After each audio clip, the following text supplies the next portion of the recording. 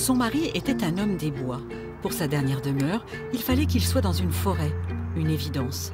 C'est la première personne à avoir déposé les cendres de son époux dans cette toute jeune forêt du souvenir. Moi, je ne me sens pas dans un cimetière.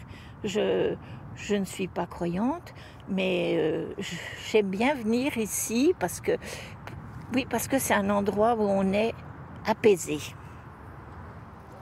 Ici, les cendres peuvent être dispersées ou enfouies dans une urne biodégradable au pied d'un arbre. C'est une habitante de la commune qui en a eu l'idée et surtout l'envie.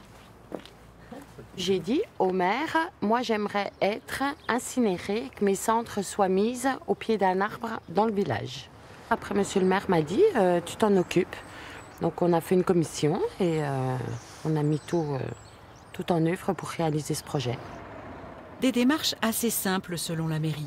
La préfecture de Haute-Saône a été consultée, un règlement écrit. Pour le maire, c'était aussi une solution pour faire face au manque de place dans le petit cimetière traditionnel. Et puis, c'est dans l'air du temps. Ça permet quand même aux gens de venir se recueillir à l'endroit où ils auront mis les cendres. Tandis que si vous étendez dans une forêt, bon après, ça y est, avec le vent, ça part un peu à droite à gauche.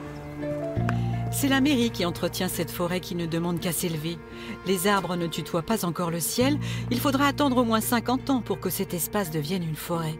En attendant, Lydie Varin plante des vivaces.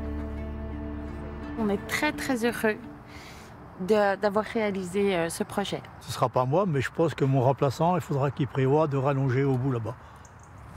Habitant ou non du village, il suffit d'acheter à la mairie une concession pour demeurer dans cette forêt du souvenir. Valérie Barbier, elle, a choisi un chêne rouge. Elle vient de perdre son mari.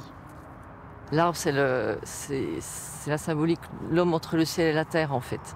Donc c'est rejoindre à la fois le ciel et la terre. Donc c'est cette symbolique-là aussi qui me plaît beaucoup.